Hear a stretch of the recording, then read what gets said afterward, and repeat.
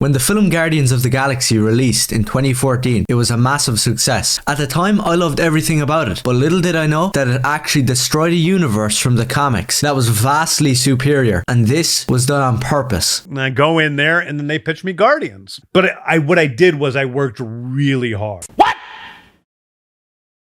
What the fuck? So when a comic book movie is made, of course there's going to be some differences from the source material. This is the nature of movie studios and Hollywood, who literally don't give a crap about the comics. But what Marvel did with the Guardians of the Galaxy film cannot and will not be forgiven, because this film changed the Guardians of the Galaxy, and they could never be changed back. So around 2004, the comics legend Keith Giffen and the genius duo of Dan Abnett and Andy Lanning began crafting a brand new Marvel cosmic universe, starting with various different small stories that would eventually lead up to a massive event named Annihilation. The story was an epic large-scale war with one of the best revenge plots I've ever read in a comic. This is genuinely one of the best comic books there is. Annihilation had the badass Richard Rider Nova as the main character, with many different supporting characters that were all pretty awesome, but one guy stood out. Nova's right-hand man in the Annihilation War was a guy named Peter Quill. Basically, there was a comic back in the 70s named Star-Lord, where the same guy, Peter Quill, was this swashbuckling space badass. But the thing about that comic was that it ended with a really grim outcome for Peter Quill. At the end of that comic, Peter Quill accidentally causes the death of 350,000 people on one planet. This would be a storyline which would be taken by Keith Giffen, Dan Abnett and Andy Lanning and improved upon. They'd actually use it years later to build this character. Nova and Peter Quill become brothers on the battlefield. This would be a brotherhood which would stick around for years in comics every single time they met. But Annihilation was just the beginning of the complete and utter kick-ass that was about to come. In 2007, a sequel comic event began named Annihilation Conquest. This comic introduced a brand new cast of characters with a brand new war to fight as well. This comic probably isn't as perfect as Annihilation, but it's pretty damn good, as seen with the awesome Wraith miniseries, but more importantly, the Star-Lord miniseries. The Star-Lord miniseries follows Peter Quill as he assembles a Dirty Dozen style team of badasses to go behind enemy lines and end the war once and for all. This is one of my favourite comics ever, just for the character building of Peter Quill. He's sort of a mix of John Crichton from Farscape and Captain Malcolm Reynolds from Firefly. He's this scarred veteran of war who must reluctantly once again take up the title of Star-Lord. This miniseries and the main Conquest issues, for my money, cemented Star-Lord as not only one of the most badass characters in comics, but also a tragically written hero. These comics basically created the quintessential and best version of the Guardians of the Galaxy. Star-Lord is a stone-cold killer who can make jokes, but being a soldier and completing the mission comes first. Rocket Raccoon, who doesn't question the veteran leader Star-Lord and will happily fight back to back with him on any day. Unlike the strange movie version where he's going around saying that he's not a raccoon and he just hates Star-Lord for some reason. He's just a douchebag to Peter Quill. That is not Rocket Raccoon, and Marvel knew it, yet somehow they still destroyed that version of the character. Then you had Bug, who was left out of the movies, but he's actually a very funny comic relief character who could also be awesome at times. Then you had Mantis, who is this innocent telepath, but then out of nowhere could kick ass. Then you have Groot, who can actually speak. He doesn't just go around like an idiot saying, "I am Groot," over and over. Groot can talk. Get it right. And he's basically just used as a shield by the Guardians. Star-Lord literally lit Groot on fire one time, with no regard for whether or not he lived or died. Now it seems really weird when you watch Guardians of the Galaxy 1 and Groot dies at the end of the movie and everyone's having a big soy crying fest. Groot dies like 10 times. He can grow back and he can speak. Stop changing things from the comics. The Guardians went on covert military operations and there was no crying if somebody died. In fact, they went on missions knowing that they wouldn't come back. In the Amazing Guardians of the Galaxy run by Abnett and Lanning, this mentality just continues. The Guardians aren't a bunch of sad wimps lying around not doing anything like in the movies. In the comics, the Guardians are a paramilitary force to be reckoned with. No remorse, no mercy, and no dumb element guns like in the movies. He's not shooting like water at people and he's not shooting like plasma bolts. He's shooting good old-fashioned bullets because the Guardians kill. They're not wimps. Let me just take this part from the comics. After the two Annihilation Wars, Star-Lord believes that there should be a group of people ready on standby for when something threatens the galaxy. They can be ready to prevent it, to stop it by any means necessary. legendary. And the person who he's talking to, Phyla-Vell, is just shocked and just looks at him saying, what do you suggest? A peacekeeping force? He turns around and says, no, I'm suggesting an ass-kicking force. That right there embodies the Guardians of the Galaxy. Star-Lord isn't some drunk who has to be carried around by women and gets hit in the nuts by Gamora. Drax isn't a dumb idiot. The Guardians of the Galaxy are a paramilitary ass-kicking force. Period. There's no argument. That's what they are. They're there for when a war starts, and the only people who can stop it is them. The full Guardians run reads like an 80s action movie mixed with a sci-fi TV show. By the end of that run, it's already set in stone that Abnett and Lanning are absolutely legendary for what they did. Sure, there's some stuff in the comic that isn't perfect. There's an art style change that kind of hinders the story a tiny bit. You have the meandering side plot of Phyla-Vell and Moondragon, the two lesbians, which at the time, it actually wasn't that bad. And it does fit into the story. It's not forced or anything, but it can get a little cringe sometimes listening to the dialogue. But it's nowhere near as bad as any comic nowadays or any Marvel movie you'd even watch. This run should have went on for way longer. The Guardians getting into bar fights, taking down insane cults, joining in to fight in any war that was available. It never got old, and everything afterwards was just a downgrade from it. And if you read Annihilation